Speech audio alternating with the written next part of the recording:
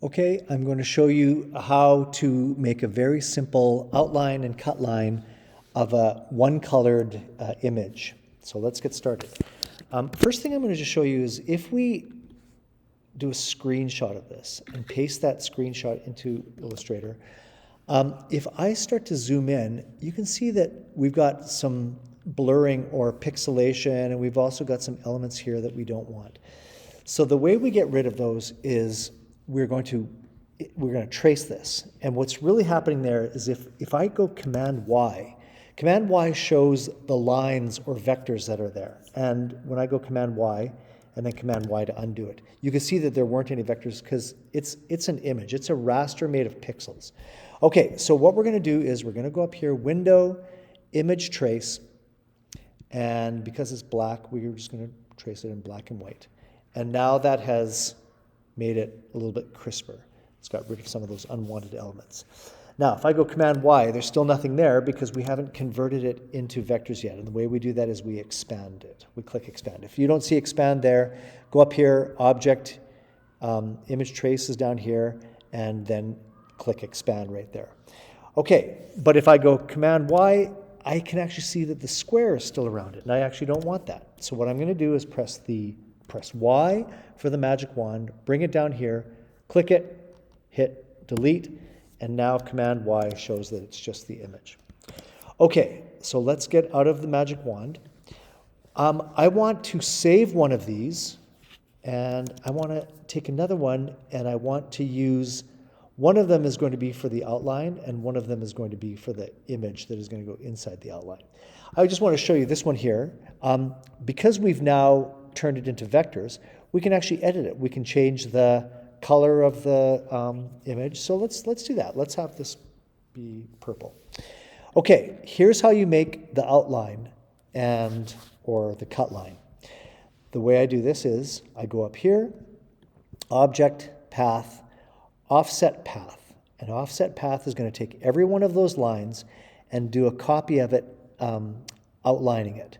I'm going to choose 15 points. That looks pretty good. It should be round, although sometimes you'll see miter as well, and sometimes that's useful, but I'm going to use round, and click OK. Now, you can see all of these vectors are still here. If I go Command Y, all of those vectors are still there. To get rid of all of those vectors, I'm going to select everything here, and I'm going to go up here, and I'm going to go to Window, Pathfinder. And Pathfinder has this really useful unite function that unites all the vectors. Okay, if I go Command Y, you can see that now it's just the outline and some elements in the middle here. So I can actually go ahead and remove these elements.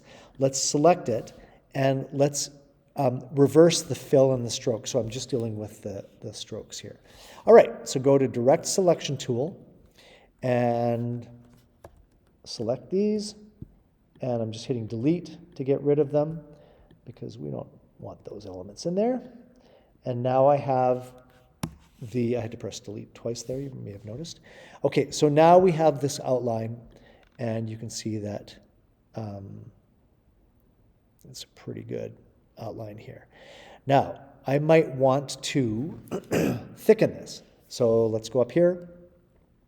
Window, if I go to stroke, I can actually it looks like I might have actually had stroke already selected, but I can change the thickness of the stroke, or the weight of it. Select it, and then you can see that you can control that. I actually like how thick that is, and if you can actually type in here, what you want this to be, maybe 0.1. Okay, so I like the looks of that. Now I want to make the cut line. And the way I make the cut line is I select that, I go to Object, and again I'm going to go Offset Path.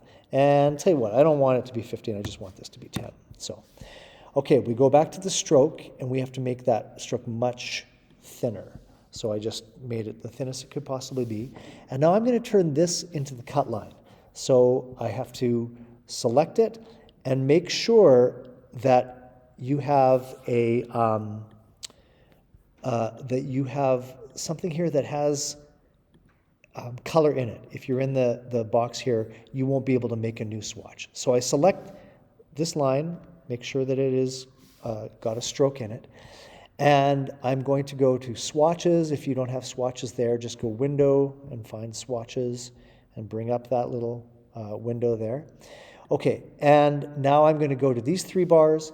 I wanted to go new swatch. And for a cut line, you have to make sure that you call it cut contour. Capital C, little u, little t, capital C, and then all lowercase letters. It has to be that, or the Roland will not recognize it as a cut line. Okay, we make it a spot color, and then let's go to RGB, and I want to make this magenta, so I drag the top one all the way right, middle one all the way left, bottom one all the way right, and now we have a magenta. Let's just double check this. Yeah, I'll make sure that we've got the right layer there, cut contour, that looks great. And now it's going to cut this layer that's named cut contour. We go up here, we go save as, we call that a dragon sticker because that's what it is.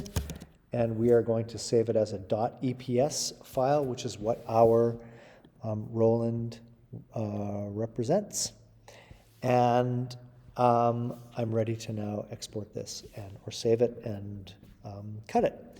Okay, hopefully that was helpful, and good luck with your sticker.